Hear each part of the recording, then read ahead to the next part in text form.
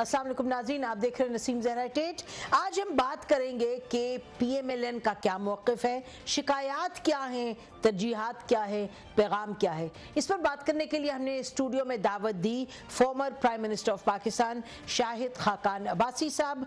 इस वक्त ये PMLN के नुमाइंदे हैं नेशनल असम्बली में। आपको मालूम है कि इन्होंने बाई इलेक्शन में सीट जीती और अब आप इनको देखते हैं अमूमन ये PMLN का मौक़िफ़ है वो सामने लेके आते हैं through press conferences and television programs. Welcome to the program Shahid Khaqan Abbasi sahab. अच्छा, तो बहुत सी बातें करने को हैं। सबसे पहले अगर हम आपसे एक स्पेसिफिक सवाल पूछ लें जिसमें आप डायरेक्टली इन्वॉल्व हैं। नैब का जो केस खुला है वो ये कि जी आपने शेख इमरानुल हक का कहा जाता है कि जी जो पर्क्स थे उनके आपने हाथ से काट के पर्क्स बढ़ाई। इसमें कोई सदाकत है या नहीं? कोई सदाकत नहीं है, ये बातें बड़े अरसे से चल रही हैं। वो एक तरीका कार होता है और वो एक हमने MD अपॉइंट नहीं किया, वो 10-12 MDs अपॉइंट किए हैं। सबका एक तरीका कार है, उनकी अपनी बोर्ड ऑफ मैनेजमेंट है PSO का, वही सिलेक्शन के प्रोसेस को करता है, वही नेगोशिएट करता है सैलरीज। क्योंकि PSO जो है एक हमारा पाकिस्तान की सबसे बड़ी कंपनी है। बेशक, लेकिन सुप्रीम कोर्ट में केस है, नैब ने जमा करवाई है रिपोर्ट। पता नहीं, मुझे उसके इल्म नहीं है। मुझसे पूछा था नैब ने, मैंने बता दिया था जी ये उसके अंदर होता है, ये प्रोसेस है। वो कोई ये बात ठीक नहीं है कि वो कहते हैं जी आपने हाथ से काटे और उनके पर्क्स को बढ़ाया। नहीं, मेरा पर्क्स या सैलरी से कोई ताल्लुक नहीं होता। वो नेगोशिएट करती है उनकी जो बोर्ड ऑफ मैनेजमेंट होती है और वो भेजती है मिनिस्ट्री को, मिनिस्ट्री ऑफ फाइनेंस को भेजती है, अप्रूवल देते हैं और फिर हम अप्रूवल देते हैं और वो हो जाता है। तो काटने का उसमें सवाल ही। अच्छा, तो उसमें वो आपने ठीक है, ये बात क्लियर हो गई, दिस इज वेरी स्पेसिफिक। अच्छा, दूसरा जो LNG टर्मिनल का है उसमें जो कहा जाता है कि जो दिया आपने हुसैन दाऊद साहब के जो कंपनी है उसमें ये कि प्रॉफिट बहुत ज़्यादा दे दिया उनको, 44%, 17% से ज़्यादा नहीं मिलना चाहिए था। अजीब अजीब बातें की जाती हैं। मैंने भी ये बात सुनी है, मिनिस्टर साहब भी ये कह रहे थे। वो बिड से हुआ है और बिड रिटर्न ऑन इक्विटी पे बेस नहीं थी, बिड बेस थी on the final tolling charge. ठीक, कि आप पर MMBTU टोलिंग चार्ज क्या लेंगे, यानी LNG को गैस बनाने का क्या चार्जेस लेंगे। ठीक, तो बिड से वो हुआ और वो खुशकिस्मती हमारी बदकिस्मती नैब की दुनिया के लोएस्ट चार्जेस हैं, दुनिया के लोग। और वो भी केस चल रहा है जी। केस तो जो मर्जी बना ले, पाकिस्तान में कौन सी देर लगती है, हर किस्म के दावे, हर किस्म की बातें की जाती। जो मर्जी केस बना दें तो इस तरह से जो मर्जी पे जाएं तो आप देख रहे हैं कि हुकूमत के हवाले से बाबर अवान साहब पर भी केस है, खैर आजम सवाती साहब पे एक और किस्म का केस था, दोनों तो अब मुस्ताफी हो गए हैं। जी, उन पे केस, बाबर अवान साहब पे केस आज का नहीं है, 7 साल हो गए और सुप्रीम कोर्ट की डायरेक्शन है जी, लेकिन केस चला नहीं आज तक। नहीं, मैं मतलब कहने का कि वो दूसरी तरफ आप देख रहे हैं कि वजीर आला जो हैं KPK के डिफेंस मिनिस्टर जो हैं उनके ऊपर भी, आतिफ खान पे भी, तो ये नहीं कि उनकी जो है नजरे करम आप पर है नैब की। नैब तो सबको इस वक्त अपने लिए हुए है, यानी चुंगल में या अहाते में जो भी लफ्ज इस्तेमाल करें, जो मर्जी करें आप। मैं केसेस से ना मैं घबराता हूँ ना कोई और घबराता है। बात यह है कि बात रैशनल होनी चाहिए, बात रूल्स के अंदर रहकर। लेकिन ये आप मानते हैं कि दोनों तरफ लोगों को जो केसेस हैं दोनों तरफ चल रहे हैं जी? ये तो नहीं कि पार्टी के केसेस हैं दोनों तरफ, चलाने का तरीका ज़रा मुख्तलिफ है। PMLN के लोग गिरफ्तार किए जाते हैं, उनकी डे टू डे हियरिंग्स होती हैं। 64 दिन का remand leader of the opposition का पाकिस्तान में लिया गया, 64 दिन का। 14 दिन का रिमांड होता है कत्ल के केस में, और जिस केस में गिरफ्तार किया था उसका जो रेफरेंस फाइल किया है उसमें उनका नाम नहीं है, शहबाज शरीफ साहब का। साफ पानी का जो केस, लॉ रिमांड की इजाजत देता है 90 दिन तक के लिए। इजाजत तो बहुत चीजें देता है, आप अपनी डिस्क्रेशन भी इस्तेमाल करते हैं। इसलिए मैं कहता हूँ अकाउंटेबिलिटी का प्रोसेस रैशनल होता है, अक्ल की बात करें। काश आप लोगों ने अपने वक्त में उसको रैशनल बनाया होता जी, काश रैशनल बनाया होता। यानी एक बिल जो गया, आपने देखा कि ताज हैदर साहब ने सेनेट में वो जो बिल पेश किया, पास भी हो गया जनवरी 2016 को, कमेटी में पास हो गया, लेकिन उसको आप लोगों ने आगे बढ़ने नहीं दिया। आप डू यू रिग्रेट? नहीं, मुझे कोई रिग्रेट नहीं है। रिग्रेट पार्टी को भी नहीं रिग्रेट। मुझे रिग्रेट ये है कि हमारे मुल्क में एक काला कानून मौजूद है जो बेसिक ह्यूमन राइट से मुतसादम है, हमारे आइन से मुतसादम है, हमारे दीन से मुतसादम है, तो इसको ख़त्म करना चाहिए था। एक आमिर ने बनाया था। मैं गुजारिश कर दें, इस कानून को कोई एक जमात ख़त्म नहीं कर सकती। मेरे पास अगर पूरी असेंबली के अंदर हर सीट भी हो, सेनेट में भी हर सीट हो, मैं उसको ख़त्म नहीं कर सकता, क्योंकि ये ख़त्म होगा एक पॉलिटिकल कंसेंसस से। जो ख़त्म करने की कोशिश करेगा उसमें पहला इल्ज़ाम ये लगेगा कि ये अपनी जान बचा रहा है। सबसे पहले आप कहेंगी ये जान बचा रहा है, उसके बाद कोर्ट स्ट्राइक डाउन कर देंगे उस अमेंडमेंट को। आपको मालूम है, आपको कैसे मालूम कोर्ट स्ट्राइक डाउन? मैं आज कह रहा हूँ, मैं देखें, हमने भी सारे मामला देखे हैं ना। कोर्ट पहले ये सबसे बात कहेंगे, देखें जी अब जान बचा रहे हैं, अच्छा, वरना इस पे तो सुबह नोटिस लेना चाहिए कोर्ट्स को। कोर्ट्स की बात तो बाद में आती है। मसलन जब फॉर्मर प्राइम मिनिस्टर को बनाना था प्रेसिडेंट पार्टी का बहैसियत नाअहल शख्स के, उस वक्त तो आप लोगों ने कंसेंसस नहीं देखा, आप गए, आपने एक लॉ पास किया और आपने उनको बना दिया प्रेसिडेंट। वो लॉ एक पर्सन स्पेसिफिक नहीं था, नहीं जो भी था वो लॉ कानून के मुताबिक था, उसमें कोई खराबी नहीं थी। नहीं शायद खाकाना भाई साहब, बात हम ये कर रहे हैं कि ये तो नहीं था कि आप लोग बहैसियत एक पार्टी के हर वक्त कंसेंसस ढूंढ रहे थे, जब आपको जरूरत लगी तो आपने इस तरह का भी पास कर दिया। नैब ऐसी चीज है कि कंसेंसस से ही होगा, और उसमें हमारे पास सेनेट में कभी भी अक्सरियत नहीं थी, तो ये चीजें कंसेंसस से होती हैं। डेवलप करने की कोशिश की गई, तीनों पार्टियों ने एग्री भी किया कि क्या अमेंडमेंट्स होनी है। जब मैं तो आपको कह रहा हूं कि इसको खत्म करने की जरूरत है, लेकिन चले पार्टी ने कहा जी अमेंड करना है, अमेंडमेंट पे एग्रीमेंट भी हो गया, लेकिन 3 साल कमेटियां बैठती रही, बातें करती नहीं, जिसमें मेरा ख्याल सदर साहब जो अलवी साहब ये भी थे, फरतुल्ला बाबर साहब भी थे पीपल्स पार्टी के, बड़ी हद तक कंसेंसस हो गया था। लेकिन जब ये पनामा का मामला शुरू हुआ, उन दोनों जमातों ने कहा जी ये तो फंसे हुए, इनको फंसने दें, तो ये रवैया रहा है। मैं तो आज भी कहता हूँ कि आप मुस्लिम लीग नून पे ये लागू कर दें कि मुस्लिम लीग नून इसको ख़त्म करें, लेकिन मुस्लिम लीग नून पे लागू रहने दें, हमारा एहतसाब इसके ज़रिए ही कर लें, कोई बात नहीं है, लेकिन एक काला कानून है, अंधा कानून है, इसको ख़त्म करें। अच्छा ये बताइएगा कि आप कह रहे हैं कि तमाम पार्टीज उस वक्त चाह रही थी कि हम पर ही ये यानी कि मुसीबत जो है वो जारी और सारी रहे, इस वजह से तब्दीली नहीं चाहिए, लेकिन पनामा के केस में आपको मालूम है कि पार्लियामेंट्री कमेटी का कहा गया तो उस वक्त तो नहीं मानी आपकी पार्टी। कोई, मैं आपसे ये पूछ रही हूँ कि अब तो बात बहुत आगे निकल गई, कुछ तो आपको रिग्रेट्स हैं कि कहाँ कहाँ आप लोगों ने गलतियाँ किया बहैसियत हुकूमत में? तो मैं अकाउंटेबिलिटी पे ही अगर आ जाऊँ, जिस तरह से सैफुर रहमान साहब ने अपने दौर में वो जो काली से भी काली अकाउंटेबिलिटी की, उस वक्त आप खुद जानते हैं, तो रिग्रेट्स है आपको? बिल्कुल, इंसान गलतियों का पुतला है, इंसान से गलतियां होती हैं, इसलिए मैं कह रहा हूँ जो एग्जीक्यूटिव अथॉरिटी वील्ड करता है वो दिन में 10 गलतियां भी करता है, 10 बेहतरियां भी करता है, 10 गलतियां भी करता है। आप आज आके कहें कि नहीं ये तो आपने करप्शन कर दी, जो आपसे गलती हुई, मुल्क का नुकसान हो गया, अब आप इसका जवाबदेह बन जाएं, इस तरह कोई भी एग्जीक्यूटिव अथॉरिटी वील्ड नहीं करेगा। मैं आपको एक छोटी सी मिसाल देता हूँ, मुझे एक अफसर मिले, उन्होंने कहा कि मैं इस वक्त पाकिस्तान का सबसे काबिल तरीन अफसर हूँ, मुझे नैब नहीं पकड़ सकती, मुझे कोई नहीं पकड़ सकता, क्योंकि मैं कुछ नहीं करता। तो जब ये हालात पैदा हो जाए, हमसे गलतियां हुई हैं, हम माफ़ी भी मांगते हैं, वो गलतियां तारीख का हिस्सा बन गई, अब उन गलतियों से सीखें और आगे की तरफ देखें। अच्छा ये बताएं कि नवाज शरीफ साहब के ज़माने में ये चौधरी निसार साहब ने अपने हाल ही में इंटरव्यू में कुछ कहा, और आप चौधरी निसार साहब की एक वक्त में आप कहते थे जो उनकी पोजीशन है वो ठीक है, आप जब when you were prime minister आप चाह रहे थे कि पार्टी में कोई सुलह सफाई हो। सुनिएगा उन्होंने क्या कहा बड़ी स्पेसिफिकली आपके बारे में भी।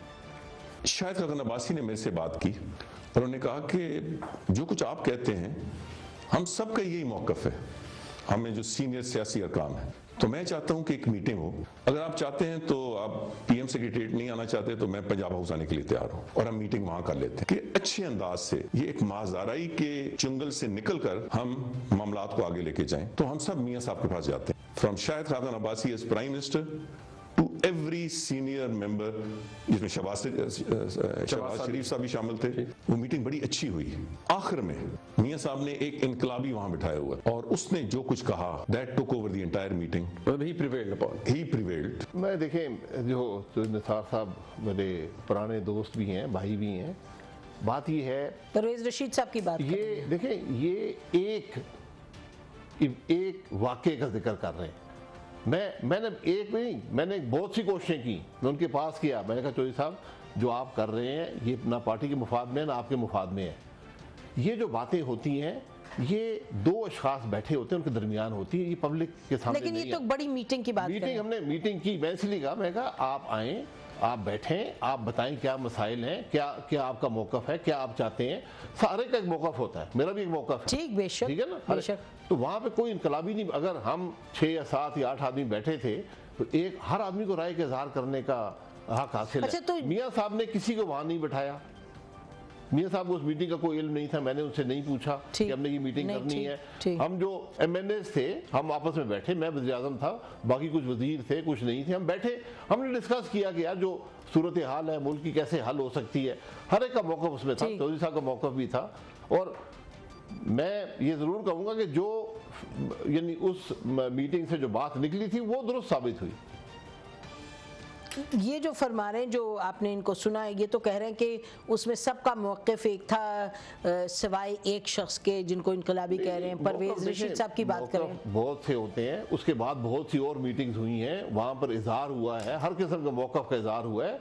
कोई चीज़ मैं कम से कम PMLN के हवाले से कह सकता हूँ कि जब मीटिंग्स होती हैं और जो निसार साहब इसकी गवाही देंगे, हर आदमी खुल के बात करता है, कोई शख्स रुक के बात नहीं करता। वहाँ जो इससे इंप्रेशन मिलता है वो ये कि वो ये फरमा रहे हैं कि सब ने इस पर इत्तेफाक किया कि महाज आराई नहीं होनी चाहिए। Is this true? जी, और महाज आराई कहाँ थी?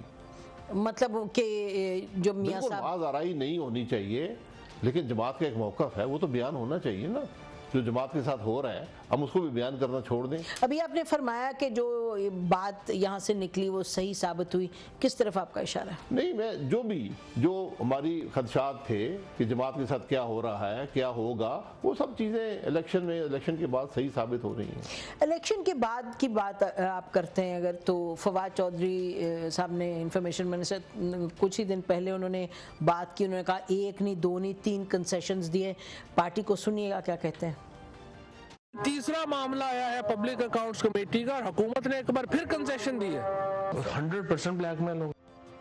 अच्छा जी, वो कह रहे हैं जी हमने कंसेशंस 3 दिए। वो कहते हैं कि नैब के लॉ को तब्दील करने के लिए हमने कमेटी बनाई है, धांधली कमेटी हमने फौरी तौर पे बना दी है। उसके जो कि उसके बरक्स जो कि PMLN ने किया, उन्होंने तो कहा कि 10 साल लग गए एक चीज़ में, और हम जो है हमने पब्लिक अकाउंट्स कमेटी में भी बढ़ के फाइनली हमने एग्री किया है। तो वो कह रहे हैं हमने कंसेशन दिए है और महाजा रही है वो अपोजिशन कर रही है, वॉकआउट कर रही है। बार कमाल सोच है, माशाल्लाह। कमाल कौन है? कमाल इन द पार्टी। एक्टर कमाल होते थे, ये है। अच्छा। मैं अजीब सोच है। आप कंसेशन ना कंसेशन दें, किसने कहा आपको कंसेशन दें? हमारे पास उन्होंने बंदूक रखी है उनके सिर पे, कंसेशन दें। आप PAC का मामला देख लें, पूरी अपोजिशन कह रही है लीडर अपोजिशन होना चाहिए, हुकूमत कह रही है नहीं भाई, फिर आप सिलेक्ट कर लें, आप बना लें, आप चला लें कमेटी। ये कोई मुश्किल बात है? ये तो 1 मिनट की बात है। पूरी अपोजिशन मुत्तहिद होकर कह रही है कि एक ट्रेडिशन बन गई है, leader of opposition he chairman होगा PAC का। आप कह रहे नहीं, हुकूमत कह रही है, वज़ीर आज़म कहता है, जिसका उससे कोई ताल्लुक नहीं है बराह रास्त, वो कहता है कि मैं नहीं बनने दूंगा, फलाना है, ढींगा है। तो अजीब बात है, अब ना बनने दें, फिर क्या होगा? लेकिन आप लोगों ने फाइनली जो एग्रीमेंट हुआ है उसमें कुछ एडजस्टमेंट तो हुई है कि जी एक सब कमेटी बनेगी, जब PMLN के हवाले से अकाउंटेबिलिटी होनी पड़ेगी, तो वो तो सबकी बात है। ऐसी कोई बात नहीं है। ये वो लोग बातें करते हैं जिनको समझ नहीं है कि PAC क्या होती है। PAC जो ऑडिट अकाउंट्स होते हैं उनको डिस्कस करती है, ठीक, और उसका जो जवाबदेह होता है वो सेक्रेटरी ऑफ द मिनिस्ट्री होता है, वो मिनिस्टर नहीं होता। हालांकि चेयरमैन कोई इन्फ्लुएंस नहीं कर सकता उस डिबेट को, अक्सरियत उस कमेटी में हुकूमत की होती है। ये तो ऐसी बातें हैं जिनका ना मंतक है, ना कोई उनके पीछे अकल तस्लीम करती है। अजीब अजीब बातें की जाती हैं, नॉन इश्यूज को इशू बनाया गया। लेकिन देखिए ना, मसलन अगर इस पे आप आ जाएं शहबाज शरीफ साहब के हवाले से, प्रोडक्शन ऑर्डर्स जो हैं, अब प्रोडक्शन ऑर्डर्स आ रहे हैं, बड़ी रेगुलरली उनको लाया जा रहा है पार्लियामान में, ये गुड फेथ में नहीं आप देखते हैं हुकूमत को करते हुए? ये उनकी मेहरबानी नहीं है, ये ना करें। नहीं, मैंने कहा गुड फेथ, मेहरबानी की बात नहीं होती, ये मेहरबानी नहीं होती। ट्रेडिशंस हैं पॉलिटिकल सिस्टम की कि बहुत से ममालिक में तो आप गिरफ्तार नहीं कर सकते पार्लियामेंटेरियन को, और ख़ास तौर पे जो अपोजिशन का पार्लियामेंटेरियन होता है बड़ी सोच समझ कर गिरफ्तारी की जाती है। यहाँ पर आपने लीडर ऑफ अपोजिशन को उठा लिया, 64 दिन का रिमांड लिया, बात आज तक इल्ज़ाम नहीं लग सका। आप लगाएं इल्ज़ाम, आप ट्रायल करें ना, अपने आप को डिफेंड करेंगे। आप किस बात का रिमांड लेते हैं? क्यों आप असेंबली से दूर रखते हैं? तो जब लीडर ऑफ अपोजिशन इजाजत तो देता, देखिए कानून तो बहुत सी चीजों की इजाजत देता है। आप कानून को आप लोगों ने बदला भी नहीं है कानून। देखिए बदलने की जरूरत नहीं होती, कानून की एप्लीकेशन जो होती है, वरना MPO 16 भी एक कानून है, MPO के दूसरे कानून। आप किसी शख्स को पकड़ सकते हैं किसी वक्त, तो कल आप पूरी असेंबली को उठा के अंदर कर देंगे कि जी कानून के हमें इजाजत देता है। नहीं, ऐसा कानून की एप्लीकेशन का मकसद होता है, रवायात होती हैं, कोई मंतक होती है, कानून हर जगह होते हैं, लेकिन उनको इस्तेमाल से पहले सोचते हैं कि हम क्या कर रहे हैं, क्यों कर रहे हैं, इसके असरात क्या हैं। प्राइम मिनिस्टर तो बड़े क्लियर हैं, वो कह रहे हैं कि अकाउंटेबिलिटी होनी चाहिए, और नैब उसी तरीके से जिस तरीके से PTI के पीछे है। और अब देखें FIA जरदारी साहब के हवाले से उनको सबको लग रहा है कि हमारे पास एविडेंस है तो वो लेके चले हुए हैं। मतलब ये तो नहीं कि कोई किसी का दिल चाहे और कर लिया। मैं क्या कह सकता हूँ, ब्रेक लेते नाज़रीन, ये कह सकता हूँ नहीं, मेरी बात आप सुन ले। मैं ये प्राइम मिनिस्टर ये कह दें कि नैब उनके कंट्रोल में है। उन्होंने बार बार कहा है मैं आज एक विकेट गिराई है, फिर दूसरी गिराऊंगा, फिर 50 गिराऊंगा। नैब ये सिर्फ मुंह से कह दे कि नैब उनके कहने पे चल रहा है। हम ये कहते हैं कि आज नैब और वज़ीर आज़म मिले हुए हैं, ये नैब को इस्तेमाल किया जा रहा है पॉलिटिकल प्रोसिक्यूशन के लिए। मैं ओपनली ये कहता हूँ। कौन कर रहा है इस्तेमाल? वज़ीर आज़म कर रहा है। लेकिन ये मिली भगत है, वो खुद उनके मुंह से निकल जाती है बात। लेकिन वो तो कह रहे हैं कि भाई अगर मेरे पास होता तो मैं तो 50-50 लोगों को पकड़ता। वो तो उनको तो ये सेंस है कि पकड़ लेना, नहीं पकड़े ना, तो फिर आप अग्री कर रहे हैं। हम कहते हैं आप पकड़े नहीं, but what he is saying is काश मेरे पास होते तो मैं ये करता। उनके पास है इख्तियारात, उनको पता नहीं है। अच्छा चले, फिर आप उनको एडवाइस कर रहे हैं कि और भी एहलिया से पूछ रहे हैं, वो बता देंगी कि इख्तियारात उनके पास हैं पकड़ने के, नैब के जरिए नहीं, और कवानीन मौजूद है। किससे पूछ ले? अदलिया से? एहलिया मोहतरमा जो उनको बताती हैं कि आप वज़ीर आज़म हैं। अच्छा खैर, इससे तो उन्होंने खुद कहा कि ये मुझे बताती है, मैं भूल जाता हूँ मैं वज़ीर आज़म हूँ। नहीं, वो तो किसी और पैराए में बात की थी। बहरहाल नाज़रीन, ब्रेक लेते हैं, ब्रेक के बाद वापस आते हैं और शायद खाकान अब्बासी साहब से गुफ्तगू जारी रखते हैं। Stay with us. Welcome back नाज़रीन, हमारे साथ फॉर्मर प्राइम मिनिस्टर शायद खाकान अब्बासी साहब तशरीफ रखते हैं। अच्छा ये बताइएगा, अभी आपने ब्रेक जाने से पहले कहा नैब की बात की, प्राइम मिनिस्टर साहब पर आपने ये तोहमत लगाई कि वो कंट्रोल करें, तो जुल्फी बुखारी उनके दोस्त हैं ना, ये तो सब जानते हैं। तो जुल्फी बुखारी कल परसों कहीं कह रहे थे, उन्होंने TV पे उन्होंने कहा कि जो मेरे साथ नैब ने किया, मैं किसी और मुल्क में होता तो मैं इनको कोर्ट में ले जाता, इनके खिलाफ केस। तो it's not as if prime minister कहीं चाबी ऑन ऑफ कर रहे हैं, ये नैब अपने तरीकों से तो चल रही है। वो बताएं ना क्या किया, TV पर आए और बताएं कि क्या हुआ उनके साथ। उनको तो ECL से निकाल दिया गया है, और जब ECL पर थे तो वज़ीर आज़म साहब साथ ले गए थे उम्रे के लिए। ठीक, और तो बताएं, अगर हिम्मत है तो बताएं। हमने तो बताया है। आज नैब ने हुकूमत को मफलूज, आज हुकूमत फेस कर रही है नैब को, मफलूज कर दिया है। कोई अफसर काम करने को तैयार नहीं है। ऐसे? जो फवाद हसन फवाद के साथ हुआ, जो आज चीमा के साथ हुआ, तो कह रहे हैं अप्रूवर बन रहे हैं। अब क्या कौन कह रहे हैं? अप्रूवर उस वक्त बनाया जाता है जब कोई आपके पास सबूत नहीं होता, और लोगों को डरा धमका कर अप्रूवर बनाया। मैंने अप्रूवर देखे हैं, और मेरा नहीं ख्याल कि आज चीमा या फवाद हसन फवाद अप्रूवर बनेंगे, क्योंकि अप्रूवर वो बनता है जो जुर्म किया हो। वो कहता है कि मैं जुर्म का हिस्सा था और मैंने इसके कहने पर जुर्म किया, तो जुर्म ही नहीं हुआ तो अप्रूवर क्या बनेंगे? अच्छा, नैब के केस देखिए ना, अब आपके भी रिप्रेजेंटेटिव्स पार्टी के हैं, जो नैब की कमेटी बनी है लॉ को तब्दील करने के लिए, उसमें लॉ मिनिस्टर उसको ओवरसी कर रहे हैं। आपके यहाँ से कोई स्पेसिफिक गई हैं तजावीज़ कि किस तरीके से चेंज करना है नैब का लॉ? देखिए वो तो डिबेट होगी ना कि वो क्या कहते हैं, हम क्या कहते हैं। तो आप सेटिस्फाइड हैं जिस तरीके से उस पर प्रोग्रेस हो रही है? तरीके से प्रोग्रेस आप जरूर करें, लेकिन जो नैब आज नहीं, हम आपसे पूछ रहे हैं जी कि होनी चाहिए। अभी हो रही है नहीं हो रही? अभी तक कोई प्रोग्रेस नहीं हो रही, बातें हो रही हैं। ये कमेटीज जो हैं ये भी वही काम कर रही हैं जो हुकूमत कर रही है, कि बातें हैं। आज तक हुकूमत ने 2 मीटिंग्स तो हुई हैं नैब की जो लॉ आप पता करें उसके अंदर क्या बात हुई है। जो इलेक्शन की कमेटी थी उसमें क्या बात हो रही है। आज तक TOR में एग्रीमेंट नहीं हो रहा। तो वो तो हुकूमत कहती है ना, आप लोग उसके TORs बहुत ही लूज चाहते हैं, आप चाह रहे हैं कि किसी को भी बुला ले वो कमेटी, और इलेक्शन बुला के, अगर कमेटी बुला ही ना सके किसी को, आप एक देख रहे हैं कि एक इलेक्शन प्रोसेस में क्या हुआ। वो कह रहे हैं इलेक्शन कमीशन को बुलाएं, उससे बाहर किसको बुलाना है? और उसके बाहर भी बुलाना पड़ेगा, क्योंकि इलेक्शन में किसको बुलाना पड़े। मसला देखिए कमेटी, ये कमेटी का फैसला है। आप कमेटी को जब महदूद करेंगे फिर कमेटी इफेक्टिव नहीं रहती। कमेटी ने हर पहलू को देखना है इलेक्शन के। वो कह रहे हैं कि आप इलेक्शन कमीशन तक महदूद रखें, क्योंकि इलेक्शन कमीशन की जिम्मेदारी है अंडर द कॉन्स्टिट्यूशन। उसके अलावा आप किसको बुलाना चाह रहे हैं? तो जिसको भी बुलाना है, नहीं बुलाएंगे, अगर नहीं जरूरत है तो नहीं है। कमेटी बैठ के फैसला करेगी ना। आप आज ही महदूद कर दें कि आप इलेक्शन कमीशन के अलावा किसी को नहीं बुलाएंगे, इस तरह तो नहीं होता। इलेक्शन में बहुत से लोग, इलेक्शन में रेंजर्स भी थी, पुलिस भी थी, लोकल एडमिनिस्ट्रेशन भी थी, जो आपकी गवर्नमेंट है वो भी थी, मीडिया भी था, उसमें फौज भी थी, सारे इदारे मौजूद थे। तो आप कह रहे हैं कि किसी को भी बुलाया जा जी, कमेटीज का यही मकसद होता है कि बुलाती है, पूछती है कि आप बताएं, आप वहां पर मौजूद थे, आपने क्या देखा, आपका क्या रोल था, फिर जाके सही होता है। अच्छा, ये आप लोग बार बार कहते हैं कि prime minister selected prime minister हैं, और आपके यहाँ से ये तवातर के साथ किसने सेलेक्ट किया? देखिए मैं नहीं कहता, पूरा पाकिस्तान कह रहा है। किसने सेलेक्ट किया? ये पूरा पाकिस्तान कह रहा है। मैं आपसे नहीं, आप बताएं, आप लीडर हैं, आप पॉलिटिशियन हैं, किसने सेलेक्ट किया? पाकिस्तान की आवाम ने तो इलेक्ट नहीं किया ना। तो किसने सेलेक्ट किया? देखें इलेक्शन, तो मैं आपसे एक छोटा सवाल पूछ रही हूं, है, मुझे नहीं पता, आपको नहीं पता? इंतजामिया ने किया होगा, जो गवर्नमेंट थी, केयरटेकर गवर्नमेंट ने उन्हें क्या पता, ये तो पता करना है। अगर आप कह रहे हैं सिलेक्ट, देखें ना, जब कमेटी शाहिद खाकान अब्बासी साहब, अगर आप लोग इस्तेमाल करते हैं लफ्ज बार बार सिलेक्ट, और आप कह रहे हैं कि पूरा पाकिस्तान करता है, तो फिर जवाज बनता है ना कि आपसे पूछे कि जी आपकी नजर में किसने सिलेक्ट किया? अगर आज कोई बात करूंगा वो स्पेकुलेशन होगी।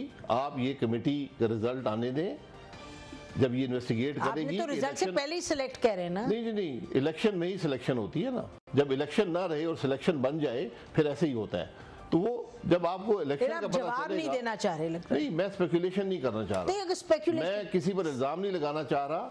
आप कमेटी जो इलेक्शन को इन्वेस्टिगेट कर रही है उसको चलने दें, उसके रिजल्ट आएंगे, खुद ही समझ आई थी कि मुल्क में हुआ क्या है। देखिए ना, जो भी कुछ है, लेकिन अब आप फिल वक्त आप देखिएगा, आपने स्टेटमेंट एक बड़ी अहम दी एक चैनल पे कि आप लोगों का रोल क्या बनता है। शहबाज ने कह दिया हम कोऑपरेट करेंगे, आप बताएं क्या मसाइल हैं, सब मिलकर काम करें, मुल्क के मसाइल को हल करें। तो इसका मतलब कि अब आप, ये जो गवर्नमेंट है ये इलेक्टेड गवर्नमेंट है, आप इसके साथ चलने पर तैयार हैं। तो एक तरफ तो आप ये कह रहे हैं, दूसरी तरफ आप कह रहे हैं जी सिलेक्टेड है, हम बताएंगे बाद में किसने सिलेक्ट किया। मोहतरमा, मैं ये कह रहा हूँ कि आप जो कमेटी बनी है उसको काम करने दें, इलेक्शन के बारे में मालूमात आने दें कि इलेक्शन में क्या हुआ। हमने तहफ़्फ़ुज़ात के बावजूद, हमारा आज भी मौक़िफ़ है कि ये इलेक्शन बायस था, इलेक्शन मुतनाज़ा है, इलेक्शन रिग हुआ है, उसके बावजूद हम डेमोक्रेसी को डिरेल नहीं होना देखना चाहते। हम चाहते हैं कि मामला आगे चले। बहुत से तहफ़्फ़ुज़ात थे, अब फिर भी पार्लियामेंट का हिस्सा बने, आज हैं, और मुस्बत और ऑब्जेक्टिव अपोजिशन करेंगे। हम गाली गलोच की अपोजिशन नहीं करेंगे, हम इल्ज़ामात की अपोजिशन नहीं करेंगे, हम मुल्क के मुफाद में, पाकिस्तान के अवाम के मुफाद में अपोजिशन करेंगे। ब्रेक लेते हैं नाज़रीन, ब्रेक के बाद आएंगे और बात करेंगे शाहिद खाकान अब्बासी साहब से कि ये जब कह रहे हैं कि हम मुस्बत अपोजिशन करेंगे, इनका मकसद क्या है, क्या हुकूमत के साथ मिलके किस किस चीज़ पर ये आगे बढ़ेंगे। स्टे विद अस।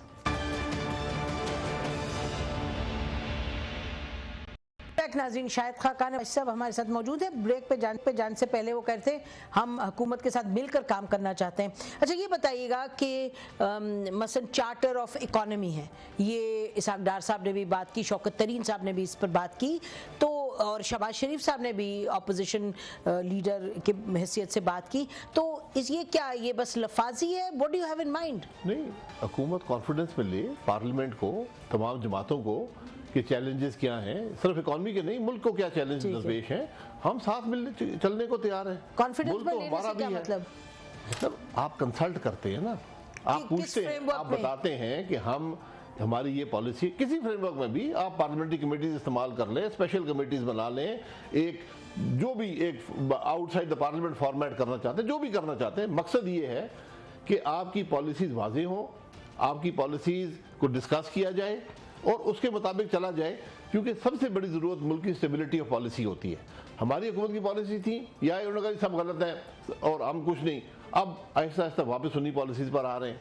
लेकिन वैसे इकोनॉमी के वाले से माजरत के साथ आपकी भी जब हुकूमत आई, नवाज साहब की हुकूमत के बाद, तो आपकी भी कहा मिफ्ता साहब वगैरह ने कि पॉलिसी ज़रा ठीक नहीं थी, अब इसको चेंज तो जी, पॉलिसी हमेशा उनको रिफाइन करना पड़ता है, उनको चेंज करना पड़ता है, ये डायनेमिक होती हैं, उसमें कोई गलती है उसको दुरुस्त करना पड़ता है। अगर आपने माजी को देखना है वो भी कर लें, एक दफ़ा वो भी सेटल कर लें किसने क्या किया, हालांकि सब कुछ रिकॉर्ड का हिस्सा है, फिर भी आपने डिबेट करनी है, सब सेटल कर लें, देखें आगे की तरफ। अच्छा आगे की तरफ देखें ज़रा, लेकिन ये बताएं कि वैसे कल बड़ा एक इंटरेस्टिंग कमेंट आया है आसिफ अली जरदारी साहब की तरफ से। उन्होंने जो जलसा था उस खिताब में ये कहा कि जो जिनकी नौकरी 3-3 साल की होती है वो मुल्क की जो है मुस्तकबिल को चाहते हैं कि उसको कंट्रोल करें, तो वो लोग सुन लें कि जो मुल्क का फ्यूचर होता है वो सियासतदानों के हाथ में होता है। किसकी तरफ इशारा है उनका? ये जरदारी साहब भी बताएंगे, लेकिन इस बात में हकीकत यही है कि मुल्क के मुस्तकबिल के फैसले सियासतदान ही करते हैं।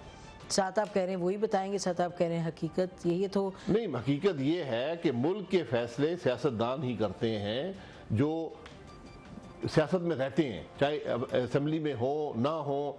मुझे 31 साल सियासत में हो गए, मैं 31 साल पहले भी इस असेंबली का मेंबर था, आज भी मेंबर हूँ और कोई ओहदा मेरे पास नहीं है, तो अवाम की नुमाइंदगी करता हूँ मैं, पार्टी की नुमाइंदगी, पार्टी का ने मुझे टिकट दिया था, नुमाइंदगी अवाम की है। मुस्तकबिल जो 30 साल से है पाकिस्तान का, उसमें आपका भी रोल है ना? जी बिल्कुल है। तो फिर शिकायत किससे है? अगर शिकायत किसी से नहीं है, तो जरदारी साहब 3 साल शिकायत नहीं कर रहा। नहीं, जो जरदारी साहब कहते हैं 3 साल, मुझे नहीं पता, वो शायद नैब चेयरमैन की बात कर रहे हो, पता नहीं चीफ जस्टिस की बात कर रहे हो, ये उनसे पूछ ले किससे बात कर रहे हैं। मतलब ये है कि कंटिन्यूटी पॉलिटिकल होती है, डिसीजन मेकिंग पॉलिटिकल होती है, इसलिए पार्लियामेंट को सुप्रीम और सॉवरेन कहा जाता है। वैसे चीफ जस्टिस साहब की 65-60 की उम्र होती है, 3 साल का टेन्योर नहीं होता, ये तो आप जानते हैं, तो चीफ जस्टिस साहब की तो बात नहीं कर सक रहे हो। फिर नैब चेयरमैन की कर रहे होंगे, ये वो बता देंगे, जरदारी साहब से पूछ लें। अच्छा आप घबराते हैं लगता है। अच्छा ये नहीं, मैं किसी से घबराता नहीं हूँ। नहीं तो आपको नहीं आप मुझे क्या जो कहना चाहती हैं बता दें, मैं कह दूंगा। हम तो सवाल करते हैं, हमने देखिए मैं सवाल का जवाब मांग रही हूँ आपसे। शख्स ने बात की है, उसका जवाब वही देंगे जी। अगर मैं ऐसी बात करूँ मुझसे पूछ लें। अच्छा ये बताइएगा चौधरी निसार का फ्यूचर क्या है? He is out of PMLN या क्या? उनका फ्यूचर उनके अपने हाथ में है, सियासतदान का फ्यूचर उसके अपने हाथ में होता है। ऑप्शंस क्या है उनके पास? ऑप्शंस वही डिसाइड, ऑप्शंस हमेशा होती हैं सियासतदान के पास।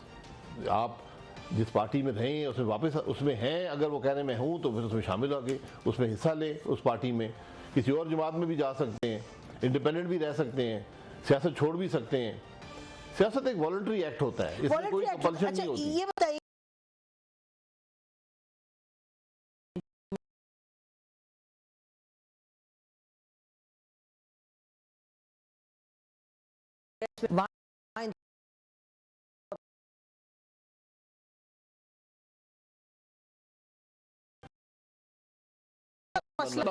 इसमें कोई शुबा नहीं। जो रिपोर्ट आई थी उसमें तो ऐसा नहीं लिखा था, लेकिन ये जो मसला जो आप कह रहे हैं वो जो उन्होंने भी जिक्र किया कि उनको इंसाफ की तवक्को नहीं। जहां भी प्रोसिक्यूशन हो, और रसूलुल्लाह ने भी कहा था प्रोसिक्यूशन हो तो आप उसको अवॉइड कर सकते हैं। तो फिर प्रोसिक्यूशन अगर कोर्ट करे, और इस्लामाबाद हाई कोर्ट ने इतनी बड़ी रिलीफ दे दी थी नवाज शरीफ साहब को, तो प्रोसिक्यूशन का हिस्सा थे जो जेल से बाहर आ गए। आप जो केसेस हुए हैं, जिस तरह वो चलाए गए हैं, जो सजाएं हुई हैं, जो उनकी बुनियाद है, उनको लीगली एग्जामिन करा लें। कोर्ट ने फैसले किए हैं, बात ख़त्म हो गई है, इम्प्लीमेंट हो गए हैं, तारीख तस्लीम नहीं करती, ना लोग तस्लीम करते हैं। और अगर आप डार साहब की बात करते हैं, डार साहब पे इल्ज़ाम क्या है, कोई ये बता दे। ये पाकिस्तान में किसी को नहीं पता डार साहब पे इल्ज़ाम क्या है। वैसे जो नैब ने केस बनाया वो तो कि इन्होंने अपने टैक्स के पेपर्स नहीं दिए और लिविंग बियॉन्ड, वो क्या एसेट्स बियॉन्ड मींस है, बट बहरहाल वो तो एक और अलीमा खान साहब का भी यही केस था जी। तो वो तो पीएम उनको भी नैब पकड़ ले, पीटीआई तो नहीं, नैब तो पूछा भी नहीं ना। मैं देखे मैं किसी को पकड़ने के हक में नहीं हूँ, लेकिन आपका दिल तो चाह रहा है, आपने कहा तो अलीमा को भी पकड़ ले। इंसाफ का तकाजा ये है कि जिस तरह आप एक शख्स से डील करते हैं उसे दूसरे शख्स से डील करते हैं। एग्जीक्यूटिव अथॉरिटी, माजी, ये चीज़ें वो हैं जो आप देख सकते हैं कि क्या हुआ मुल्क में, क्या नहीं हुआ, इनके बहुत से फोरम एग्जामिन करने के। नैब का सिर्फ एक मकसद था, पॉलिटिकल प्रोसेस को मैनिपुलेट करना, और उसमें नैब कामयाब रही है। ये जब से मुशर्रफ के ज़माने से जिसको तोड़ना होता था, जिसका ज़मीर खरीदना होता था, जिसकी लॉयल्टी बदलनी होती थी, नैब इस्तेमाल होता था, और आज भी हो रहा है। शाहिद खान अब्बासी सर, जब आप लोग हुकूमत में थे, अगर हम आपसे फॉर अ मोमेंट अग्री भी करें तो आप लोग हुकूमत में थे, हमने उस वक्त कभी ऐसी बात नहीं सुनी जो आप अभी दो टोक अल्फाज में कह रहे हैं कि नैब ने ये किया। आपने किस वक्त आप लोगों की तरफ से ऐसी बात आई कि भाई नैब ऐसा है, उसको ख़त्म होना चाहिए? नहीं किया ना आप लोगों ने। नैब, मैं आपसे माजरत चाहता हूँ, मैंने नहीं किया, ठीक है? नहीं, मेरी बात सुन ले, मेरी बात आप सुन ले। हमने नैब भुगती है, हमने नैब के केस फेस किए हैं, और हम जानते हैं नैब क्या है, ठीक है? नैब बनी क्यों थी? मैंने आज भी कह रहा हूँ, नैब सिर्फ पॉलिटिकल मैनिपुलेशन के लिए इस्तेमाल होता है। आप नैब की 18 साल हिस्ट्री देख दें, मैं एक नहीं सैकड़ों केस आपको बता सकता हूँ। ब्रेक लेते हैं नाजरीन, ब्रेक वापस आएंगे और फिर बात करेंगे शाहिद खान अब्बासी साहब से, इनके लीडर के बारे में। Stay with us. मियां मोहम्मद नवाज शरीफ साहब ने खामोशी इख्तियार की हुई है, तकरीबन खामोशी ही समझिएगा। ये सुनिएगा उनका एक शॉट, उन्होंने चौधरी निसार साहब ने क्या कहा नवाज शरीफ साहब के बारे में। कबूल करने का फायदा क्या है जब चिड़ियां चुग जाए खेत। मुस्लिम लीग नून आज ये खामोशी का मानी मुझे समझ नहीं आती। आज इस खामोशी की वजह से अगर मियां नवाज शरीफ को कुछ गुंजाइश केसेस में मिल गई तो हर किसी की ज़बान आम और खास पे होगा डील हो गई है, और अगर न कुछ मिला तो ये गुनाह बिलज़्ज़त होगा। जी, डील हो गई वर्सेस गुनाह बिलज़्ज़त। क्योंकि नवाज शरीफ साहब बिल्कुल खामोश है। ये चौधरी निसार साहब नहीं कह रहे, बहुत से लोग कह रहे हैं। हम भी ये सवाल करेंगे कि मियां साहब आजकल खामोश हैं, वो कुछ नहीं कर रहे। जी, वो तो आप काम करें तो भी आप इल्ज़ाम लगता है, ना करने फिर भी इल्ज़ाम लगता है। और चौधरी निसार साहब को कोई हक नहीं था ये बात करने का, मैं ये पब्लिकली कह रहा हूँ, कोई हक नहीं है चौधरी निसार साहब को ये बात करने का। वो उनका फ्रीडम ऑफ एक्सप्रेशन है, बिल्कुल करें, लेकिन जिस जमात में वो रहे हैं, जो उनके ताल्लुकात लोगों से रहे हैं, इस किस्म की बात उनके लिए मुनासिब नहीं है। दूसरी बात यह है कि नवाज शरीफ साहब ने बात की, अपना मौक़िफ़ बयान किया, उनको हुकूमत से हटाया गया था, इलेक्शन का वक्त था, उन्होंने जो कंट्रीब्यूट कर सकते थे इलेक्शन प्रोसेस को किया, और अभी पार्टी का बयानिया जिससे पाकिस्तान की अक्सरियत, मैं भी एग्री करता हूँ, बात बड़ी सीधी है, मुल्क आइन और कानून के मुताबिक चलना चाहिए, किसी से झगड़ा नहीं है, किसी से इख्तलाफ नहीं है, किसी पर इल्ज़ाम नहीं है। अब शुरू में तो बहुत इल्ज़ाम थे जी, अब थे ना वो मुल्क से बाहर थे। आप बता देना कौन सा इल्ज़ाम किस पर लगाया उन्होंने? नहीं, जब मियां नवाज शरीफ साहब को हटाया गया तो उसके बाद तो इल्ज़ामात थे बहुत। जब उन्होंने जीटी रोड पे गए तो उन्होंने एक अपना मौक़िफ़ इख्तियार किया, मौक़िफ़ बयान किया, आज भी उस मौक़िफ़ पर कायम है, उसी पर हमने इलेक्शन लड़ा, आज भी वही मौक़िफ़ है, मौक़िफ़ को तो कोई बदला नहीं है। इलेक्शन से पहले, इलेक्शन के दौरान ज़रूरत होती है जी, हर वक्त जलसे करने की, जुलूस करने की, उसके बाद उन्होंने अपना सिर्फ मौक़िफ़ अल्फाज में बयान नहीं किया, मुल्क से बाहर थे, आए और जेल चले गए। इससे बड़ा बयानिया कोई नहीं है। उन्होंने बयान कर दिया और अमल भी कर दिया। अब उनकी जमात असेंबली के अंदर है, 89 मेंबर्स हैं, जो वो बयान करते हैं वही पाकिस्तान मुस्लिम लीग नून का बयानिया है। असेंबली के अंदर भी बात करते हैं, असेंबली के बाहर भी बात करते हैं। अब हम असेंबली का हिस्सा हैं, हम जमहूरियत को डिरेल होता नहीं देखना चाहते, और हम मुस्बत अपोजिशन मुल्क के मुफाद में करते रहेंगे। यही हमारा बयानिया है। पीटीआई के लोगों का कहना है, बहुत से लोगों का, मिनिस्टर ऑफ इंफॉर्मेशन बिलशमूल के जी बयानिया एक ही है कि अकाउंटेबिलिटी ना करो, जहां भी होती है तो वावेला करते हैं कि नैब इनके आप अकाउंटेबिलिटी करें यार, कौन रोक रहा है अकाउंटेबिलिटी से? अकाउंटेबिलिटी होती नजर आनी चाहिए। इंसाफ का सबसे बड़ा तकाजा होता है कि इंसाफ होता हुआ नजर आए।